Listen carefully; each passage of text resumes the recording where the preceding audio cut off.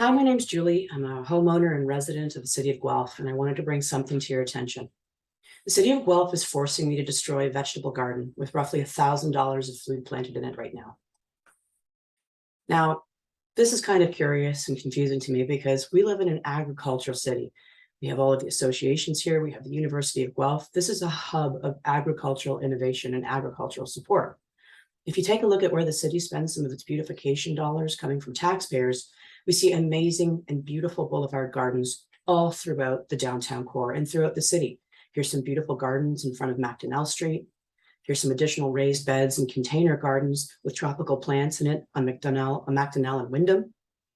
We have additional, cute little shrubs and patches and mounded patches of mulch right in front of City Hall and Wyndham and Carden. There's beautiful little gardens and adds to the downtown core. Here's an absolutely stunning boulevard garden in front of the courthouses on Wyndham. And here's an amazing boulevard garden that the city pays for right in front of the police station on Wyndham and Well. This is a beautiful garden. I think these are amazing additions to our city. Boulevard gardens are amazing. They make the city more walkable. People always want North Americans to walk like Europeans. Well, part of that is making sure that our residential walkways and our downtown walkways deliver an amazing walkable experience. We want to make sure that we have sidewalks that people want to walk on, just like the beautiful sidewalks and street scenes in Europe. These boulevard gardens are also helping help our pollinators. They help with that population and make sure that we have these pollinators in existence. For me and for others, these boulevard gardens can be a source of food. Now, this is why I have my own boulevard garden. I was inspired by the city. When I first bought this house in Guelph, this was a patch of lawn that basically I mowed and used gas and other equipment and oil and everything like that to maintain. Now, I decided that it would be great to be able to use this beautiful 18-foot by 26-foot boulevard on a dead-end street with practically zero traffic and turn this into a food-producing garden. It's in full sun, like many residents in Guelph, boulevards are the only full sun piece of property that they can actually garden. Here's the raspberry patch right now. This was taken a couple weeks ago. This has roughly got about $500 worth of berries that I'll be able to pull from these bushes over the next couple months, if I get to keep them. Now, on June 8th, 2022, I received a letter from the City of Guelph saying that someone called bylaw to complain about my garden. The letter said that the shrubs on my boulevard, or what they're referring at, those are my raspberries, can't be any taller than 0.8 meters or roughly 2.5 feet. This is part of the bylaw that governs boulevards.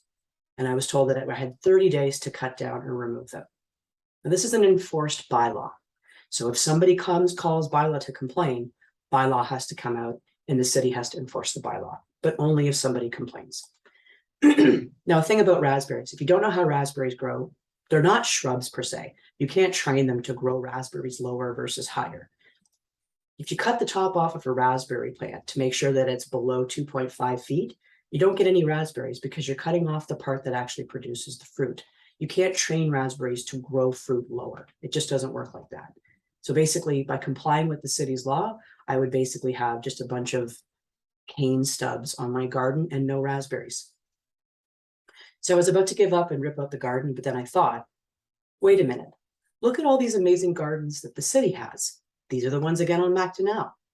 These plants are all taller than 2.5 feet. This garden doesn't comply with the city's bylaw, the same bylaw that they're telling me to comply with to destroy my vegetable garden. Here's raised beds and containers on Wyndham. Now, these are also non-compliant with the bylaw because the plants are too tall and they're in a container on a boulevard, which is against the rules of the bylaw garden for boulevards. Again, taller than 2.5 feet in a container. These plants specifically right here, these canna lilies, will be growing a height that would be exceeding the roofs of these vehicles. Plants again, taller, too tall, containers that are also illegal within the bylaw and additional raised beds. I think these are beautiful. I don't have anything against this. I'm just pointing out the fact that the city is using taxpayer money to plant gardens that are totally not compliant with its bylaw. Again, this cute shrub garden in front of City Hall, right on the corner of Wyndham and Carden and the boulevard, is full of shrubs, just like the shrubs they're saying my raspberry plants are. These shrubs are taller than 2.5 feet. Again, The beautiful Courthouse Boulevard Gardens, taller than 2.5 feet. And in front of our own police station, we have shrubs that are taller than 4 feet. But everything here is okay, even though it's city planted and city and taxpayer funded to maintain. We also have boulevards, excuse me, on Macdonell and Elizabeth that have large landscaping stones in them above grade. This is also against the bylaw, another bylaw infraction that the city that the city is funding with taxpayer dollars. These beautiful gardens on Courtright by Edinburgh are filled with amazing pollinator plants. I think these are beautiful, but they're taller than 4 feet. Same goes for this, containers on a median with plants taller than 2.5 feet, bylaw infraction. Beautiful rose gardens on the lining the boulevards on Starwood Drive, taller than 2.5 feet. Now, all of these beautiful city plantings are outside of the specifications listed in the city's own bylaw. These gardens do not comply with the city's own bylaw. What else doesn't comply? Well, most tomato plants. You can't grow tomatoes on a boulevard because they're too tall. You can't grow eggplants. You can't grow peppers. You can't even grow zucchinis. You can't grow garlic, and you can't grow kale. I find this also very interesting. This comes from the city's own website. These are suggested plants that the city is telling boulevard gardeners to plant on their boulevard. Now, oddly enough, 33% of these plants grow taller than the allowable height of plants on boulevard gardens, especially Russian sage. Russian sage can grow to 4 to 4.5 feet tall. Why is the city telling boulevard gardeners to plant non-compliant plants in the boulevards, especially when anybody can call and report these gardens and force the homeowner to cut them back? This isn't fair. So why is the city so obsessed with 2.5 meters in this bylaw? Well, the city says it's a line of sight issue. But if the city was really concerned with line of sight issues, why are our residential streets lined with parked cars? Now, I'm a driver, I have a car, I sometimes park on the street. I know people need to do this from time to time. But again, going back to the city bylaws, tomato plants that could be planted right here are against the bylaw because it's a line of sight issue. But we can have streets lined with cars and it's not. How would a tomato plant compare to the line of cars? This is on the other side of those cars. Again, imagine a tomato plant right there. How would it compare? Is this really causing the line of sight issue? Again, another line of cars in another residential neighborhood. Now let's take a look at the other side. How would a tomato plant compare? And there's some children over there when we talk about line of sight issues that impact the safety of children. This is something that would prevent you from seeing those children, the line of cars. If we go over here, a tomato plant wouldn't have created that line of sight issue. All it would have done is put tomatoes on the table. If sightlines were a major city concern and priority, our residential streets would not be lined with parked cars. And even further than that, if the city was really concerned about sight lines, it would be complying with its own bylaw. These shrubs and all of the plants I showed you that were city plantings are taller than 2.5 feet. Now, I trust the city's decision to plant what they planted where they planted it. I think all of these gardens are amazing. I don't think this is dangerous. I don't think the city thinks this is dangerous, or else they wouldn't be planting these things here. Same for this. This is not a threat to public safety, nor is this. These are just beautiful city streets that are walkable and amazing. But so is my street with my raspberry patch. And if the city can spend taxpayer dollars to plant and maintain all of these non-compliant gardens, I should be able to keep my raspberry patch. How can the city justify this? How can it ignore its own bylaws that everybody else has to comply to, but then point to that same bylaw to force the destruction of my food-producing boulevard garden? How could this be? Well, oddly enough, if you take a look at the boulevard bylaw, or the bylaw that governs boulevard gardens, the city actually wrote in the bylaw that the city doesn't have to abide by its own bylaw. That's how serious the city takes its own bylaw and sightline restrictions. In Schedule A, Section 4E, the city says that Schedule A shall not apply to landscaping carried out by or on behalf of the city. That's right, the city drafted a bylaw that states the city doesn't have to follow its own bylaw. Now, as citizens prepare to pay their next property tax installment during a time of increasing food prices and inflation, know that the city is using taxpayer money to enforce a bylaw that's destroying vegetable gardens that feed families, based on a bylaw that the city itself doesn't even care to follow. Taxpayers paid to put this cute little garden in downtown in front of City Hall, and taxpayers are paying to maintain it. The thing is our taxpayers are also paying to force my gardens out and to enforce this bylaw.